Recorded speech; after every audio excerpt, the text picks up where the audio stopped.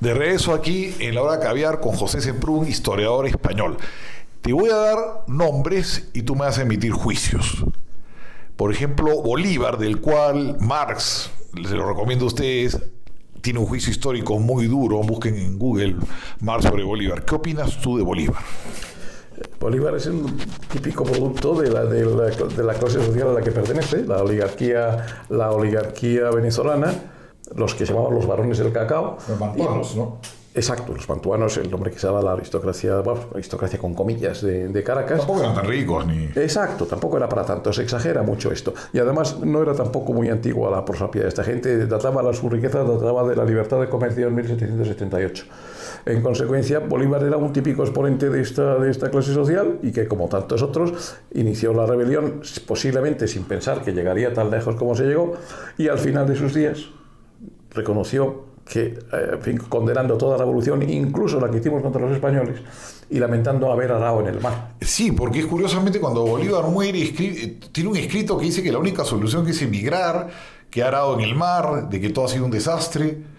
Pero Bolívar también es un hombre torvo, ¿no? Es el hombre que entrega a Francisco de Miranda a los españoles, ¿no? Traiciona a Miranda para que le den a él la salida a Jamaica, ¿no? Traiciona a Miranda y le dan el comandante en jefe español, el Monteverde, le da un pasaporte explicando que lo hace en premio a su labor al entregar a Miranda. Que o sea, había sido un gesto horroroso. Una traición horrible. Ahora, Bolívar, según lo describe Marx, no era un hombre que estaba muy bien de la cabeza, ¿no? Tenía unos arranques de ira. En Marx se escribe en base a un testigo francés, ¿no? Parece que Bolívar era un hombre mesiánico, parece un maníaco depresivo, ¿no?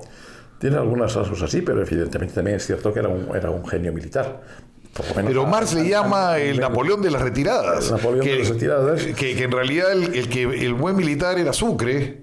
Ese por supuesto, pero también hay que decir que lo que Bolívar tenía era una tenacidad a toda prueba.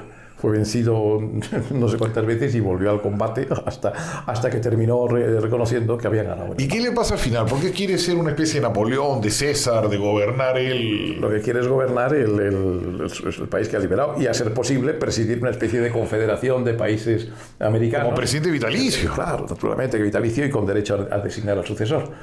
Esto me recuerda a mí algo. ¿Cada que te recuerdas? A regímenes que hemos tenido más cercanos, con gobernantes vitalicios con derecho a nombrar al sucesor. Como Franco. Por ejemplo. ¿Tu opinión de San Martín? Pues San Martín es un caso bien curioso, porque San Martín era español a todos los efectos. Hablaba como español, dicen, cosa que le molestaba mucho. Toda la vida estuvo en España, desde los 4 años. ¿Y por qué San Martín abandona España si él vive en España, pelea en Bailén por los españoles, es oficial, es español, habla como español, es hijo de españoles? ¿Por qué tenía ese odio a lo español? Eso hay teorías también, como siempre. También hay alguna teoría según lo cual no era exactamente hijo, su origen biológico era muy distinto del que de su vida. Se habla del San Martín indígena ahora, de rasgos indígenas. Se habla de San Martín indígena, se dice que si no era hijo en realidad de sus padres, sino de otro padre y de otra madre incluso. Y ahora San Martín... Por cierto, también muy relacionada, si fuese así, con la aristocracia de Buenos Aires. Ahora, una de las grandes familias de allí. Ahora, ¿qué tiene que ver el tema masón ahí?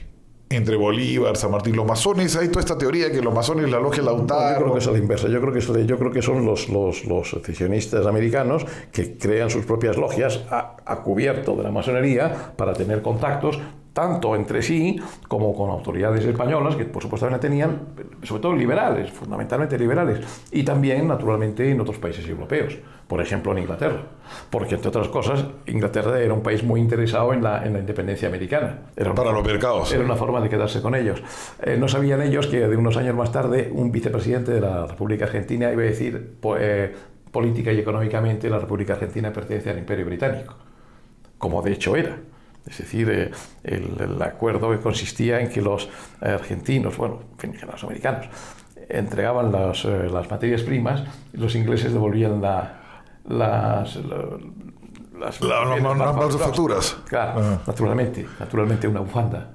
es más cara que la lana. Que la lana. Ahora, San Martín, un poco que lo tenemos en el pedestal en Perú, pero San Martín no es un buen gobernante cuando administra el Perú, y Monteagudo, su ministro, es un pillo, ¿no? Virtualmente es un... ¿Qué sucedió en esos meses? Bueno, a San Martín le sucedió en todas muchas cosas que no bien se hizo con el poder en el Perú. Pues tuvo, precisamente por tomarse interés por el Perú, tuvo la famosa entrevista de Guayaquil con Bolívar, en la que precisamente lo que reivindicaba para el Perú era Guayaquil, que a su vez Bolívar no podía ceder de ninguna manera desde su prevista Gran Colombia, lo cual motivó un desacuerdo completo, y como en aquel momento militarmente Bolívar era el que tenía mayores medios, pues San Martín renunció. Pero San Martín se cometen muchos abusos, ¿no?, con la población española en Lima. Sí, efectivamente. Les quitan sus bienes, los deportan, les roban. Al que no se mezcla con el nuevo régimen, claro. En estos casos, en América como en otras partes, hay el cambio de partido. Y los personajes peruanos limeños, Torretale, Ribagüero, ¿qué papel juegan? Pues ¿Son oportunistas? ¿Qué son? Cambian de... No, es que también hay que entenderlo, hay que entender. Hay una cosa clave en la guerra de independencia americana, y es la Revolución Española de 1820. A partir de ese momento parece claro que los gobernantes liberales de Madrid van a entregar la independencia de una forma o de otra, y posiblemente a sectores sociales. Porque España estaba partido en liberales y absolutistas. Claro. El ejército español también estaba roto políticamente. Allí en América hubo pronunciamientos incluso internos, precisamente hubo en Lima, donde los oficiales del ejército realista depusieron al virrey. Y luego Olañeta se pelea en plena guerra se pelea con De la Serna. En una óptica contraria, porque Olañeta sería absolutista. Entonces Torrecatale y otros toman partido. En un primer momento habían sido realistas hasta aquel momento. Torrecatale era el gobernador de Trujillo. Sí. Se suma a los independentistas, pero poco después, ante la influencia, la dictadura prácticamente de Bolívar y la influencia excesiva de los colombianos, gran colombianos, vamos a llamar, en el Perú, pasa a la oposición y murió, como sabéis muy bien, General Felipe. Exactamente, en la defensa del Callao. Y Ribagüero casi fusilado por Bolívar. 3/4 de lo mismo. Porque es que, claro, naturalmente en la guerra hispanoamericana hay muchos factores. Hay el factor nacional. Por muy independentista que uno sea, un peruano no querrá ser gobernado por colombianos. Por los colombianos, es evidente. Entonces, eso motiva fricciones muy serias. Incluso, no ya por el gobierno, sino por el territorio. Es decir, el Perú, claro, querría tener Guayaquil, a su vez Colombia también quería tenerlo. La independencia americana es prematura porque uno ve largos años de guerras civiles, países que no han cuajado. ¿No fue como muy pronta? En algún caso se estableció alguna comparación con el caso del Canadá. Ahí hubo una rebelión también, varias rebeliones, apoyadas por el elemento francés, también a veces por el inglés, pero fueron vencidas. Y pocos años más tarde, el Canadá inició un proceso de independencia gradual, por una parte gradual, primero el Estatuto de Dominio en 1867, una independencia interna muy grande, pero todavía perteneciente al Imperio Británico, en el que el gobernador tenía derecho de veto. Posteriormente se suprime este derecho de veto, pasa ya a la independencia prácticamente completa. A continuación, bueno, la situación actual. Pero sin haber roto hasta ahora los vínculos con la metrópoli. La reina sigue siendo reina del Canadá, el jefe del Estado es el gobernador, y hasta hace no mucho tiempo la Cámara de un cambio de la Constitución canadiense tenía que aprobarla la Cámara de los Lores inglesa. Y la bandera inglesa para evitar que la mayoría inglesa, precisamente al contrario, pudiera... No, y la bandera inglesa era parte de la bandera de Canadá hasta 1970, más o menos. Y sobre todo manteniendo una estabilidad social y política importante, y aún más importante, a mi modo de ver, habiendo mantenido su personalidad frente al... Y eso se habría podido vecino dar con España, porque claro, uno ve los primeros 40, 50 años, 40 años, digamos, de Perú, Argentina, todos son guerras civiles, señores de la guerra, warlords. Es penoso, y los presidentes civiles llegan muy tarde, y hasta el día de hoy uno no siente países cuajados. ¿Qué pasó? En Argentina, pues durante 50 o 60 años fueron efectivamente los señores Rosas de la guerra, contra el resto. Los señores de la guerra, diversos. En Perú tuvimos 7 presidentes en una semana. Y así sucesivamente. Otros sencillamente había el presidente que estaba en la capital, pero el resto del país estaba en poder de poderes locales que hacían lo que le daba. Naturalmente, eso, la ruptura de la unidad económica del continente, no favoreció a nadie. Y por supuesto, no hay que olvidar una cosa importantísima: la cercanía de un imperio mucho más cercano. de un imperio que tiene un deseo de extender, como dicen, la libertad. El destino manifiesto. Y la libertad y el derecho a la búsqueda de la felicidad. Los americanos. Tienen un deseo incontrolable, con lo cual el destino manifiesto naturalmente hizo que la extendieran en primer lugar a Texas, luego a continuación a California y por último al territorio entre Texas y California. 4 millones de kilómetros cuadrados. Arizona, Nuevo México, Colorado, Nevada. Exacto. Y se llegó en la situación subsiguiente, como esa famosa biografía de Billy el Niño. El outlaw en la que a los 20 y pocos años había matado a 21 personas, sin contar indios ni mexicanos. Sí, no. De manera que a lo mejor alguno de los mexicanos que tomaron partido por la metrópoli cuando la guerra de independencia, a lo mejor pensaban esto. Ahora, a lo mejor imaginaban, si hubieran sido, a lo mejor incluso alguno lo fue, lo suficiente previsor como para imaginar a las tropas norteamericanas entrando en la capital de su país en 1847.